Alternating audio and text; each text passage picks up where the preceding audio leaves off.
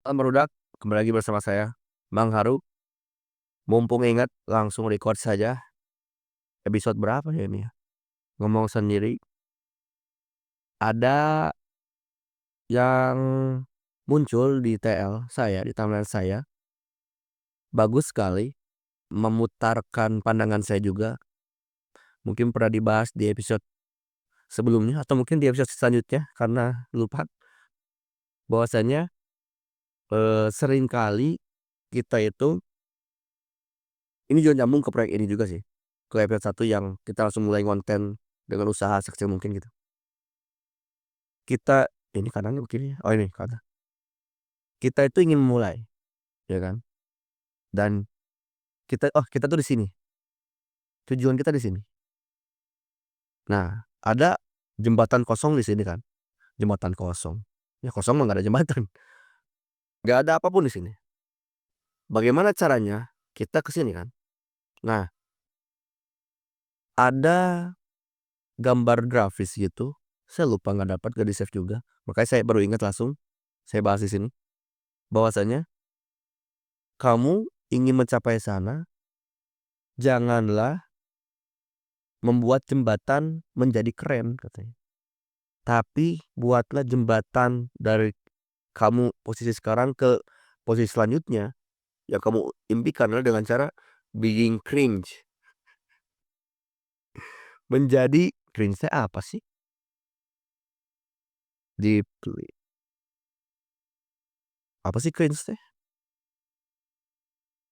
Mau ngasih tahu tapi kitanya lupa lagi cringe. Itu jijik bukan sih? Ngeri, merasa ngeri. Merasa ngeri di sini mah. Intinya kalau bahasa umumnya atau yang saya pahami ya, atau ya disesuaikan lagi ya, intinya di konten itu adalah bukan menjadi keren gitu. Jembatan itu jangan jadi keren, tapi being cringe itu, not being cool katanya. Jangan jadi keren, jadi ngeri. Kalau jadi ngeri ya? Atau cringe itu jijik gitu. Cringe itu ya mungkin tahulah kawan-kawan kawan-kawan Gen Z dan Gen Alpha. Yang masa lalu juga mungkin tahu cringe gitu. Geuleuh gitu bahasa Sundanya mah. Aneh. Naonan sih gitu, ngapain sih gitu, nah gitu. Menimbulkan ekspresi itu gitu. Jadi kenapa demikian, dan sekarang ini episode ke berapa saya nggak tahu.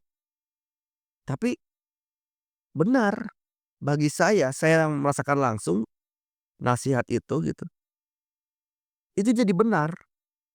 Setidaknya bagi saya pribadi, mungkin semoga dirimu memahami itu ya. Bahwasanya karena saya merasa harus keren, bahwasanya saya seorang youth coach, seorang people developer tuh harus keren, harus bisa ngomongnya bagus dan sebagainya, nggak boleh nggak boleh salah, nggak boleh apa gitu, harus sempurna, harus keren, apapun itulah, intinya harus keren gitu. Ternyata kalau mau bikin konten tuh nggak mulai-mulai. I ini kan apa ya, cara terbaik untuk menyebarkan informasi atau menyampaikan pandangan kita adalah dengan cara bikin konten kan. Bikin YouTube ini aja, saya merasa harus keren. Kita semua mungkin harus keren untuk memulai itu. Jadi dan akhirnya nggak mulai-mulai karena harus disiapkan secara end to end, di konsep apa dan sebagainya, harus begini begini begini dan akhirnya begitu. Pada akhirnya apakah jalan? Syukurlah kalau emang itu jalan, berarti kalian keren. Bagi saya pribadi, dalam konteks beberapa kali memang beberapa hal saya bisa juga berhasil. Tapi beberapa kondisi dalam konteks sekarang, konten kayak gini gak mulai-mulai. Karena saya mikir, "Oh saya YouTube-nya begini, karena saya nonton Indrawan Nugroho, saya harus kayak Indrawan Nugroho, dengan begini, kameranya begini, kondisinya begini, harus ngeditnya begini dan sebagainya." Konsep ini itu sudah cari bahasan, pada akhirnya apa, capek, konsepnya ada, bersyukur sih masih ada bahannya, tapi nggak mulai-mulai selama bertahun-tahun. Tapi masih ada memang, saya syukuri, makanya bisa dibahas, cuman butuh satu, bukan satu ya, kemarin sih satu ya, satu trigger di mana ada ternyata dari Mas Sadar Utuh itu, namanya siapa ya, Sadar Utuh ya lupa. Halo Mas, gitu kan. Dia bikin postingan nge-screenshot dari influencer dari mana gitu, beliau ini tuh, YouTuber gitu ya, konten kreator yang sudah lama, dan dia memberikan satu nasihat ya tadi yang tentang friksi itu, membuat konten semudah mungkin, buatlah konten friksinya tuh seminimal mungkin, hambatannya, gesekannya seminimal mungkin. Nah, saya langsung kayak gini, langsung saya coba dan benar berhasil, bahkan sekarang udah beberapa kali video untuk bikin ini, untuk bikin konten ini dan jalan, dan bisa gitu. Itu satu triggernya. Yang kedua, ada lingkungan yang mendukung juga, ada Mas Musli, ada Pak Edi yang menginisiasi, ada Teh Ibun, ada siapa lagi, ada ini newsletternya Mas Musli ya, dan banyak orang yang mengikuti jalur ini. Saya juga jadi ikut karena mungkin ada temen gitu barangkali. Nah, itu ada barangkali mob mentalitas, mentality, herd mentality atau mob mentality gitu. Karena merasa ada teman jadinya ikutan gitu. Yang ketiga, nah ini, being cringe. Kadang ketika udah, oke, kau bikin konten seminimal mungkin tanpa edit biar gak perfeksionis, saya checklist. Ada temennya, checklist. Ketiga, kalau kita tidak mau cringe, tidak mau tidak mau gele, jijik melihat muka sendiri. Saya juga lihat muka sendiri, dengerin suara sendiri pada saat saya review, padahal males ngedit, paling beberapa doang lah sekarang mah, paling di-skip-skip dikit tapi malas langsung di-upload aja gitu. Kalau nggak bikin cringe nggak mulai-mulai. Mungkin kamu juga sama, oke, kamu juga sudah ikuti Mang Haru, karena Mang Haru juga ikut yang lain pada bikin konten langsung. Pas lihat ke kamera mah geuleuh gitu kan, being cringe tadi ya tadi karena merasa harus keren, merasa harus sempurna, merasa harus bagus. Harus bagus, maka depannya juga memang harus bagus, tapi nggak mulai-mulai kan, nggak mulai-mulai kan, karena tidak mau being cringe di situ. Makanya ini benar juga, kalau nggak mau cringe, kalau nggak mau jelek hasilnya, nggak mulai-mulai. Karena masalahnya memangnya ketika kamu memulai langsung bagus, kamu siapa kan gitu. Kalau kamu emang jago dan langsung bagus, keren, hebat, karena gesekannya besar untuk melakukan hal yang keren itu. Kalau emang kamu master, ahli, berarti gesekannya minim karena kamu sudah terbiasa, jam terbangnya panjang. Tapi bagi yang 0 jam terbang kayak saya, nggak deng, saya juga jam terbangnya ada, cuman habit-nya kan udah hilang di YouTube-nya juga. Saya bikin baru sekarang. Dan saya kalau tidak mau menerima muka saya sekarang dilihat kamera sendiri begini, dan nanti ketika nonton sendiri dilihatin orang-orang geuleuh gitu, aneh, freak misalkan atau apa gitu, ngomongin ngalir ngidul nggak jelas, udah nggak mulai-mulai. Itu secara emosional juga tambahan tadi, makanya udah ada lingkungan ada, udah ada yang nge-trigger, nyaranin bener-bener mulai aja dulu seminimal mungkin, nggak usah pakai kamera gede-gede, pakai HP juga udah oke.